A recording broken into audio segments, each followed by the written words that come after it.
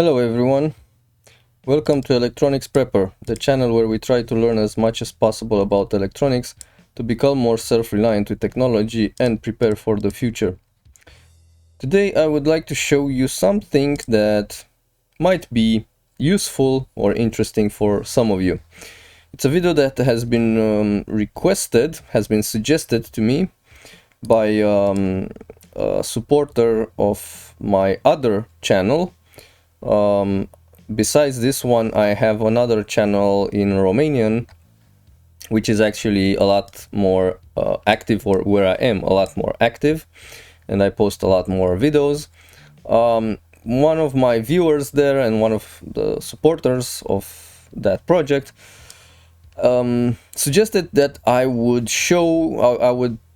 teach him how to create a small circuit that would be able to monitor the water level in a recipient like a barrel or a reservoir or something like that, and would trigger a water pump or a water valve whenever that particular recipient gets full, and it would turn that pump off when the recipient would basically run dry, when all the water or most of the water would be evacuated from that recipient. So I thought, okay, sure, not a problem. It's an easy task. It's a simple circuit that we can use, and his requirements were two of them basically. One, that we should have a 12-volt power supply to power the whole circuit, and two, the fact that he explicitly wanted to use just basic components, no advanced integrated circuits or anything like that. And of course it makes sense, and honestly I don't even know why we would use something more complex than that.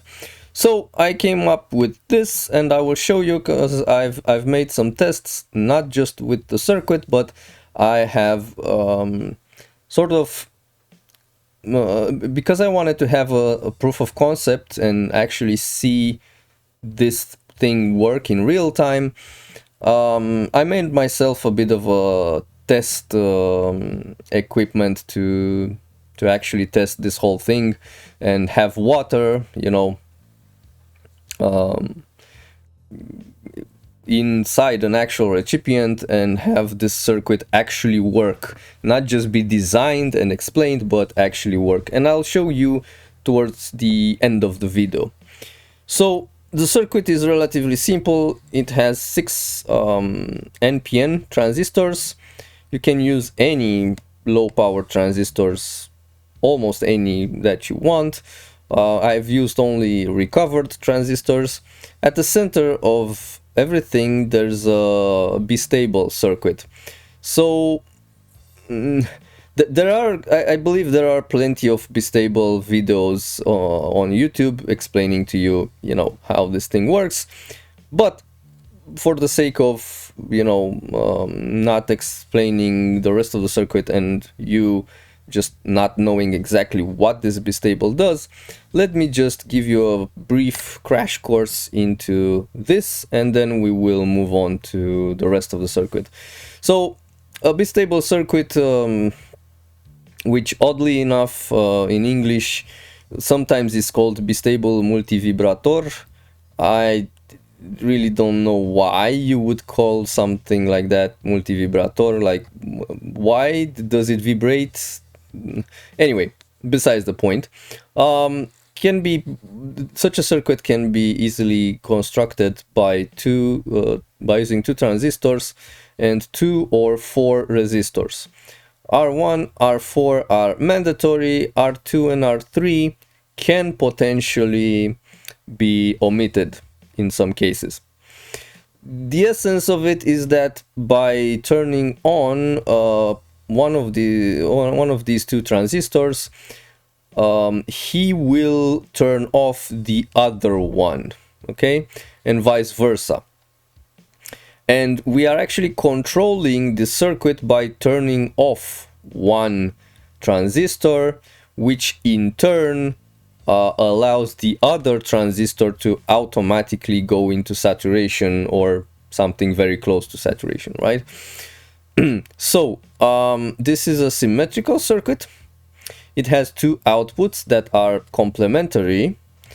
We can pretty much talk in terms of digital terms, okay, because we don't have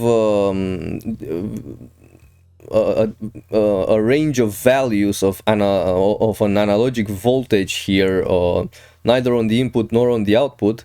We have just 0 or something very close to 0, and whatever maximum voltage is available on the output is possible on the output. So we can see this as a very rudimentary digital circuit that has two states, 0 logic and 1 logic, and both of them are stable, meaning this circuit can stay with an output in 0 logic and the other one in 1 logic for an indeterminate amount of time.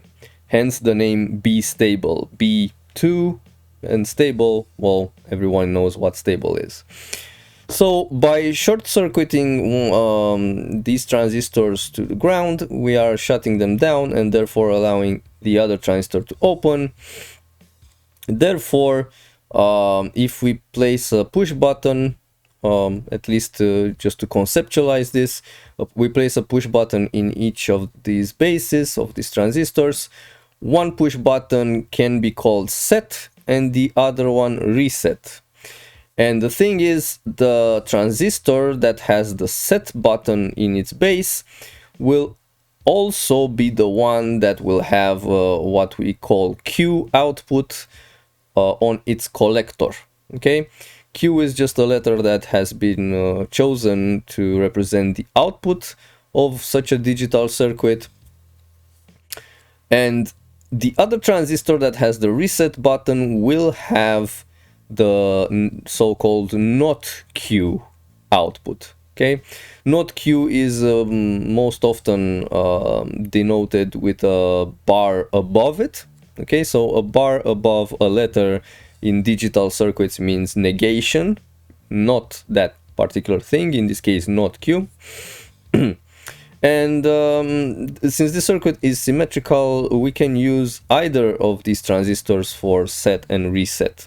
Okay, so I've chosen left reset, right set in this case, but it could have been the other way around. So the whole circuit works like this. Initially, let's say we have let's say that we have both set and reset on 0 logic. By 0 logic, I mean there's nothing connected here. 1 logic would be when we are pressing the button and we are making the short circuit. Okay, so initially both set and reset are 0 logic. And let's say that in this state, Q output is 0 logic and not Q will automatically be 1 logic because it's the opposite of Q, right? Now, when we will press the set, or in other words, when the set will go from 0 to 1 logic, then this whole circuit will flip and we'll have Q go into 1 logic and stay there, and not Q will go down to 0 logic and stay there. And note that this transition happens as soon as we have set go from 0 to 1, and it doesn't really matter how long we press that button or how long the circuit stays on set. As soon as it switches set from 0 to 1, then Q and not Q flip over to the other value. And now, in order for Q and not Q to flip over back to their initial values, we would need an impulse or a reset to happen on the reset button. So basically, either we push the button if it's a physical button, or we make it somehow that reset goes from from 0 to 1 logic. Okay, remember that in the case of these buttons, set and reset, 0 logic is when there's no current flowing through the button because the button is not pressed, and 1 logic is when the button is in short circuit. Okay, so when the reset happens, then Q and not Q immediately flip to the other value, and they flip on that very moment, regardless of how long the reset stays in 1 logic. So this is how a bistable circuit works. It's simple, it's not difficult, and it's very useful in many cases. So we have such a circuit here at the center of our attention. And the reset transistor, which is again this one in on the left for the sake of simplicity, has one extra component, which is this very small capacitor here. Without this capacitor, the problem is when you power this circuit, this bistable, there's absolutely no way you can force a transistor to go into saturation and the other one to be blocked. This circuit will have a very random character. Okay, sometimes T5 will turn on and T6 will be off. Some other times the other one will be on and T5 will be off. So basically, sometimes you will have 0 logic on the output, and sometimes you will have 1 logic when you power the circuit, and you don't want that. You constantly want to have 0 logic on the output whenever you power on the circuit. Okay, so for that we put a very small capacitor between the base and the emitter of this transistor, of the reset transistor, so that it acts like a short circuit for a very short amount of time, and then it quickly charges up to whatever voltage is needed, yeah, it will no longer matter, but it will have this effect on the circuit, allowing the output to always be 0 logic, because T5 will always be blocked and T6 will always be saturated when we power on the circuit. Okay. The output from T6 will go through a limiting resistor to another transistor, which in turn will command a relay, and will also turn on a LED, so that we can clearly see that, you know, the water pump should be working. We also have a reverse diode here in parallel with the coil of the relay for protection purposes. And now we need to basically control these two transistors, the set and the reset, which in this case it cannot be a simple button, because we don't want to push it manually. It needs to be some other circuitry that detects the water level. Okay, and this is the sensor for full, and this is the sensor for empty. Now, sensor is a bit of an exaggeration. Essentially what I've done is, if this is the recipient, okay, I'm using the fact that water, pretty much any kind of water, is able to conduct electricity to a certain degree. Distilled water is the only one that barely conducts or doesn't conduct at all electricity. But provided that we do not care about distilled water, any other form of water will have enough impurities that the water will be able to conduct electricity, more or less. So we are using this to essentially create two resistors inside the water, and we will be measuring those resistances. Okay, so my sensors are as follows. They are basically 3 copper wires thin copper wires that I've taken from Ethernet cables. Okay, two of these wires go towards the bottom, but they do not really touch the bottom. The bottom. They go about 1 centimeter up to the bottom of the recipient, and there's another wire that is much shorter, and these serve as sensors. How do these serve as sensors? Well, very simple. When let me okay, so when water starts, the water level starts to rise. Initially, before we start filling it with water, there's absolutely no conductivity between these two or these three conductors, so we have basically an infinite resistance between them. But as we fill this with water, at first water comes to this level and touches these two long copper wires, and basically we can have a current flowing through here, through the wires and through the water, and overall the resistance between these two wires becomes low enough that we can detect it. And this will be the sensor for the empty recipient.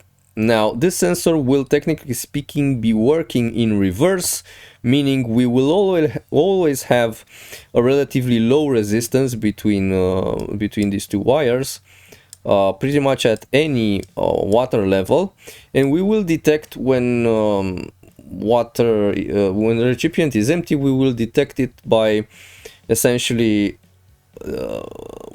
seeing when the water level has gone below these two wires, because they switch from a relatively low resistance in the order of kilo ohms to a relatively high resistance in the order of 1 megohm or even more. Okay, so this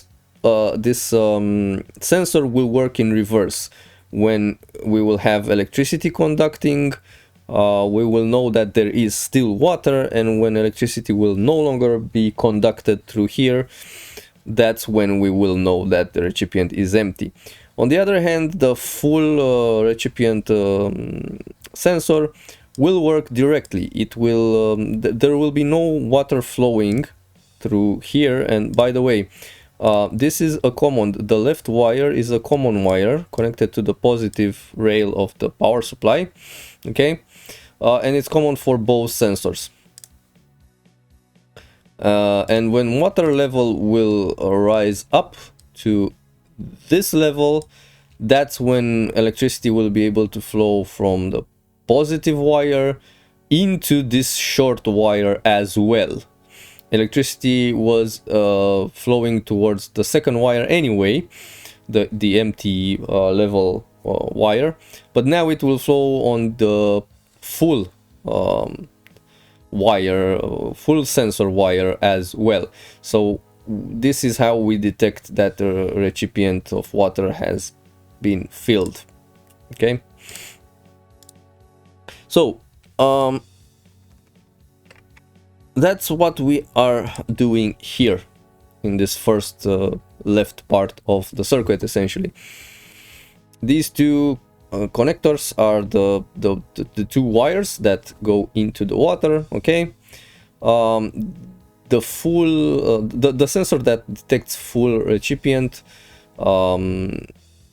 goes into the base of an NPN transistor through a limiting resistor, just so that we make sure that if this is really a short circuit, we don't blow up the transistor. Okay, there's also a 27 kilo ohm resistor between the base and the emitter, and I will explain it in a moment. And the collector goes straight to the set transistor of the bistable. So basically, when we will detect the full level water, this will start conducting. It will turn on T1, which will drag the set transistor base to the ground, and this will block which will allow T4 to open, essentially, because current will be able to flow through here. T4 will open and will turn on the relay, which in turn turns on the water pump. Okay. When it comes to detecting the empty recipient, like I said, things are slightly more complicated. We need two transistors because the sensor will always have low resistance when there is water, and we want to detect the lack of water by an increase in resistance. So we have T2, a transistor that is turned on by R4, and is basically keeping the reset transistor of the bistable constantly reset. It pulls its base to the ground constantly, as there is no water. However, as soon as the water reaches the bottom level, there is current flowing through here, these two conductors, okay, through R11 for limiting purposes into the base of T3, and it is able to open it, which in turn will block T2, which will release the base of the reset transistor, okay, so as to allow this bistable to later flip towards the other state, okay. And again, in the base of T3 we have an R1 resistor, also 27 kilo ohms. So R1 for this transistor and R2 for this transistor basically forms a voltage divider with the water sensors. So at the distance that I've put those those conductors inside the water, powering them from 12 volts, I have determined that with water, hold on a second because I have forgotten to translate. So with just a little bit of water touching those conductors, I have about 5 milliamps of current flowing from 12 volts. With more water covering larger surfaces of those conductors, we have a higher current, which means a 2.4 kilo ohm resistance or less when there is water touching those conductors. When water does not touch those conductors anymore, we have about 10 microamps of current, which corresponds to about 1.2 megohms of resistance, okay? So when we have 1 megohm resistance here, essentially, we want the base emitter junctions to have a lower voltage than what is required for them to open. So a 27 kilo ohm resistor seems to be good enough, okay? 27 kilo ohms times 12 volts divided by 1227, because we would have 1.2 megohms on the upper side. We have about 260 millivolts, okay, which is good enough. It's low enough to shut down these sensing transistors. On the other hand, when there is water and we have a relatively low resistance in the order of kilo ohms, that low resistance is good enough to turn on these transistors and have them do their job. So yeah, that's basically it. That's basically the whole circuit, really. There's nothing fancier. There's nothing more complicated because we don't need anything more complicated. So let me just show you quickly what I've done, how I've done. I've created a video in my bathroom. Of course, since I'm working with water, I do not want to work in my bedroom where I have my electronics lab. So on the breadboard you see the circuit, you see a bucket of about 1 liter of water. Well, now the bucket is empty. It's taken from a yogurt that I've eaten earlier. It's it's the perfect recipient for such tests, because it's big enough to allow us to have a meaningful test, but at the same time small enough to be able to work with it easily. I have created a very primitive valve, electro valve, instead of a water pump. I've 3D printed some plastic pieces, and I have taken a steel spring from somewhere. The steel spring is not very strong, so it does not create huge forces. And I've taken a solenoid from my Yak 205 magnetophone. People around here in eastern part of Europe probably know what my Yak 205 magnetophone is. Soviet era Russian magnetophone. It contained one of those solenoids, and I'm pretty sure it used to work with more than 12 volts, but at 12 volts it generates enough force to pull on that weak spring enough to basically open my do-it-yourself valve, which is just for you know, experimental purposes. So this is what you see.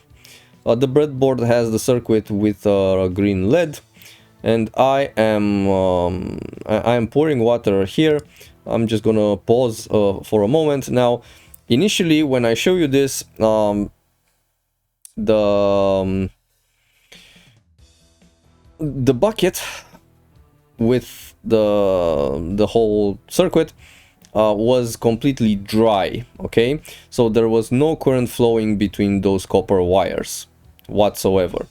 So I have started to pour water, and you see that water is allowed to go up to the second sensor, and only when it gets to here the circuit latches. Okay, the bistable is triggered in the set, and in a set mode we see the LED turning on.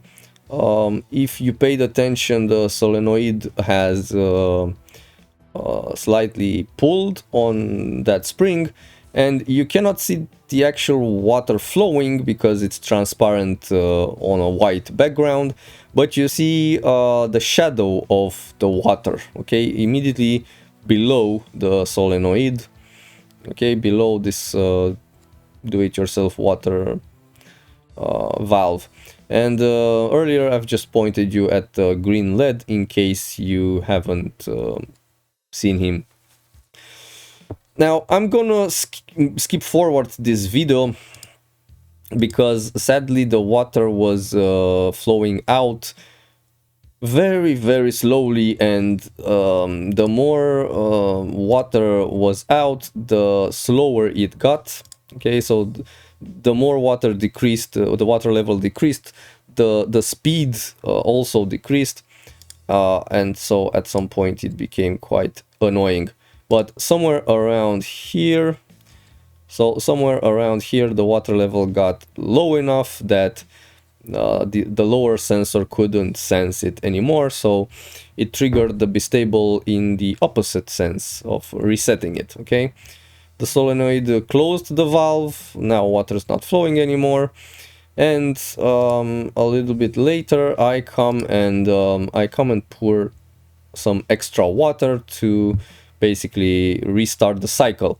Now on the second time you will see that the whole circuit triggers a lot earlier, and that is because there's still water remained on those copper cables, okay, which meant that there was a pre-existing circuit of current flowing through there, and because of the moisture, okay, the whole thing needed just a little bit of water in order to trigger prematurely.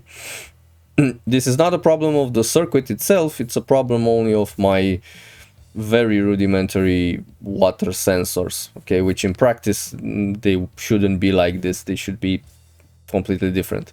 Anyway, This went on for a second time, and I have also tried a third time, but I have allowed more time to pass between when the bucket has been emptied and when I started pouring water again. And now as I pour water for the third time, you will see that the water will be allowed to go up much higher before the actual circuit is triggered. The water is able to go almost up to the highest level, okay, up to the full sensor. So that's pretty much it for just a proof of concept. I'm happy with it. As I said, the purpose of this exercise was to design the electronic circuit, not the rest of the things. The rest of the things were done just so that I can have a working circuit and not just a theoretical one on paper. So use this more as a how you call it, as an inspiration point, okay? Don't try to do this exactly like this, because it's not a good idea. But the circuit is 100% functional. It can definitely work. It can definitely be adapted easily. So yeah, I hope you found something useful out of it. So thanks a lot for watching. Please like and subscribe to the channel if you would like to see some more in the future. Also, if you would like to see more of this useful stuff, please consider supporting my work on Patreon. The easier, the faster I can buy components and even devices, the faster I can learn new things, and the more I can come here on YouTube and teach you, so that you don't have to waste so much time and energy as I do. Thanks a lot for watching, and I will see you in the next video. Bye bye.